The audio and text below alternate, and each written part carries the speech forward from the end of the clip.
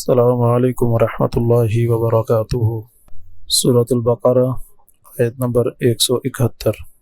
اعوذ باللہ السمیع العلیم من الشیطان الرجیم من ہمزہ ونفخہ ونفثہ۔ بسم اللہ الرحمن الرحیم۔ ومثل الذین کفروا، اور مثال ان لوگوں کی جنہوں نے کفر کیا، کمثل الذی، اس شخص کی مثال کی طرح ہے، ینعق، جو آواز دیتا ہے، بما، ان جانوروں کو، لا یسمع، جو نہیں سن سکتے، الا دعاء و نداء، مگر آواز اور پکار، صم، بہرے ہیں، بکم، گونگے ہیں، عمی، اندھے ہیں، فہم لا یعقلون، پس وہ عقل نہیں رکھتے ہیں۔ یہاں پر کافروں کی مثال دے کر یہ بات سمجھائی گئی ہے کہ جس طرح ایک جانوروں کا چرواہا وہ جانوروں کو جو مرضی کہتا رہے، جانوروں کو اس کی بات سمجھ نہیں آتی، وہ صرف اور صرف اس کی آواز کو سن رہے ہیں اور اس کی آواز پر ہی وہ دائیں بائیں ہو جاتے ہیں، لیکن اس کا مفہوم کیا ہے اس سے وہ آشنا ہے۔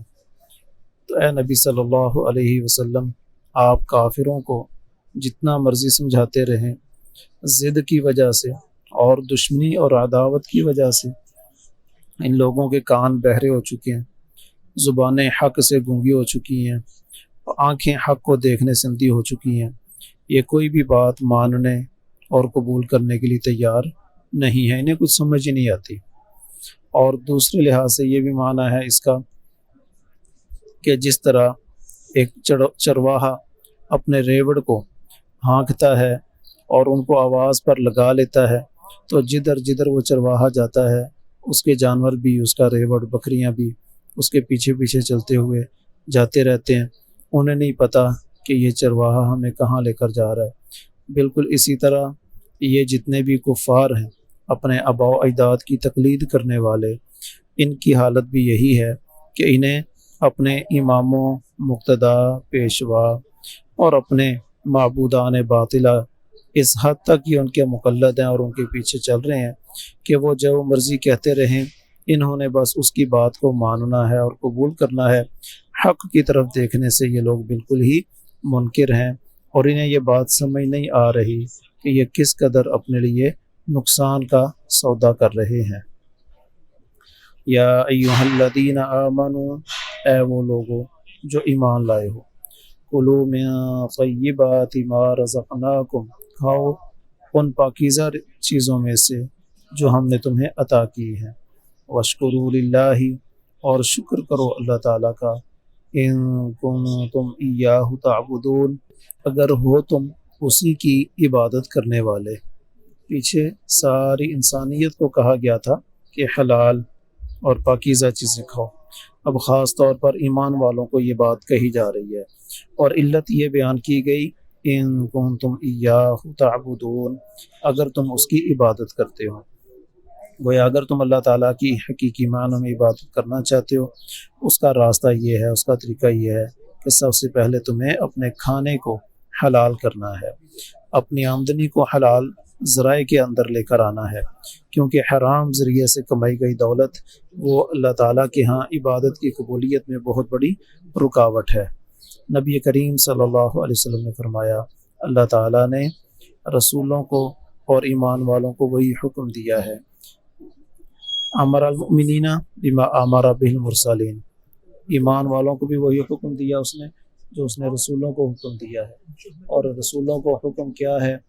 کہ یا ایھا الرسول کلوا من الطیبات واعملوا صالحا، کہ اے رسولو حلال اور پاکیزہ چیزیں ہی کھاؤ۔ اور یہی بات آگے پھر یہ آیت پڑھی نبی صلی اللہ علیہ وسلم نے، یا ایھا الذین آمنوا کلوا من طیبات ما رزقناکم واشکروا للہ۔ تو ایک اور مثال دے کر بات سمجھائی نبی صلی اللہ علیہ وسلم نے کہ ایک شخص ہے، بڑی ہی اس کی مسکینی والی حالت ہے، مسافر ہے، پراگندہ ہے، بال بکھرے ہوئے ہیں، تو وہ دعا کرتا ہے اللہ تعالیٰ سے تو اس کی دعا قبول نہیں ہوتی۔ وجہ نبی صلی اللہ علیہ وسلم نے یہ بیان کی، اس کا کھانا حرام کا ہے، اس کا پینا حرام کا ہے، اس کا لباس حرام کا ہے، اس کے جسم کی پرورش حرام سے ہوئی ہے، تو ایسے شخص کی دعا کیسے قبول کی جائے؟ تو یہ نبی صلی اللہ علیہ وسلم نے مثال دے کر سمجھایا کہ حلال اور پاکیزہ رزق جو ہے وہی انسان کی عبادات کی قبولیت کا سبب ہے، اور حرام کے لقمے وہ انسان کی عبادت کی قبولیت میں بہت بڑی رکاوٹ بن جاتے ہیں۔ انما حرم علیکم المیتۃ والدم ولحم الخنزیر، صرف حرام کیا ہے اس نے تم پر مردار کو اور خون کو، ولحم الخنزیر اور خنزیر کے گوشت کو، وما اہل بہ لغیر اللہ اور ہر وہ چیز جس پر نام لیا گیا ہو غیر اللہ کا، یعنی اللہ تعالیٰ نے انسانوں پر مردار حرام کیا ہے، اور خون سے مراد یہاں پر وہ خون ہے جو جانور ذبح کرتے ہوئے نکلتا ہے، اس کو دم مسفوح کہا جاتا ہے، وہ خون حرام ہے، اور خنزیر حرام ہے، اور اسی طرح وہ جانور جو حلال ہے، پاکیزہ ہے، طیب ہے، جس کا کھانا جائز ہے، لیکن اس کو ذبح کرنے کے لیے غیر اللہ کے نام پر اس کو ذبح کیا گیا ہے، تو وہ جانور فی نفس ہی حلال ہونے کے باوجود اب حرام لغیر ہی ہو جائے گا، کیونکہ اس میں علت دوسری آ گئی ہے باہر سے اس کے حرام ہونے کی۔ مشرکین مکہ نے چونکہ بہت ساری چیزیں از خود اپنے طور پر حرام کر دی تھیں، اور بہت ساری چیزیں اپنے لیے حلال سمجھی ہوئی تھیں جو اللہ نے حرام کی تھیں، تو اللہ تعالیٰ نے ان کے باطل جو افکار تھے اور ان کی جو اس میدان میں اور اس شعبے میں غلط سوچ اور فکر تھی اس کی اصلاح کی ہے، اور ان کا رد کیا ہے کہ تم نے اپنے پاس سے ہی خود ہی کچھ چیزوں کو حلال قرار دے دیا جبکہ اللہ نے انہیں حرام قرار دیا ہے، اور جن چیزوں کو اللہ نے حرام کیا ہے ان کو تم نے اپنے طور پر حلال کر رکھا ہے، تو یہ طرز عمل تمہارا باطل ہے اور غلط ہے۔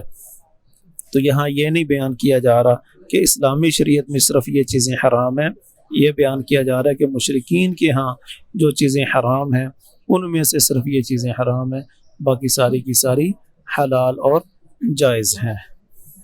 تو یہ ان کے انکار کے لیے اللہ تعالیٰ نے فرمایا فَمَنِ اضْطُرَّ،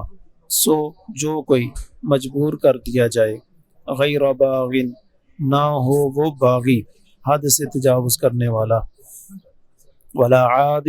اور نہ زیادتی کرنے والا، فلا اثم علیہ، تو نہیں ہے کوئی گناہ اس پر۔ جو مجبور کر دیا جائے کا مطلب یہ ہے کہ ایک شخص ہے اس کی زندگی کو خطرہ ہے اور وہ بالکل فاقوں پر آیا ہوا ہے اور کوئی اس کا تعاون کرنے والا ہے ہی نہیں، اس کو کہیں سے کوئی لقمہ نہیں مل رہا، ایسا وہ غریب الدیار ہے اور اس کی جان پہچان بھی کوئی نہیں، اور اس کے فاقوں کی وجہ سے لوگ اس کے ساتھ تعاون کرنے کے لیے تیار ہی نہیں ہیں فاقوں کے باوجود، تو یہ شخص اگر اسے کہیں پر خون مل جاتا ہے وہ پی لیتا ہے، اسے خنزیر کا گوشت مل جائے وہ کھا لیتا ہے، یا مردار مل جاتا ہے وہ کھا لیتا ہے، تو یہ اس کے لیے گنجائش ہے، لیکن اس میں بھی شرط یہ ہے عادن، ضرورت سے زیادہ کرنے والا نہ ہو، بس جس سے اس کی زندگی کی سانس چلتی رہے، زندگی کا سانسوں کا ڈور کا سلسلہ چلتا رہے، بس اس حد تک یہ حرام کا استعمال کر سکتا ہے، اس کے بعد اس کے لیے بھی وہ حرام ہی رہے گا۔ تو اگر کوئی شخص اپنی ان مجبوریوں کی حالت میں ان میں سے کوئی حرام چیز وہ کھا لیتا ہے، فلا اثم علیہ، اس پر کوئی گناہ نہیں ہے۔ ان اللہ غفور الرحیم، بے شک اللہ تعالی نہایت بخشنے والا اور نہایت رحم کرنے والا ہے۔ غفور غافرہ سے ہے، مغفرت جو ہمارے استعمال ہوتا ہے لفظ بخشنے والا، غافرہ کا مطلب کسی چیز کو ڈھانپ لینا، جو خود لوہے کی ٹوپی جو سر پر پہنی جاتی ہے میدان جہاد میں اس کو مغفر کہتے ہیں، تو اس کو بھی مغفر اس لیے کہ اس نے سر کو ڈھانپ لیا ہوتا ہے، تو غفور ڈھانپنے والا یعنی گناہوں پر پردہ ڈال دینے والا، رحیم نہایت رحم کرنے والا۔ اللہ تعالیٰ سمجھنے کی عمل کرنے کی توفیق عطا فرمائے۔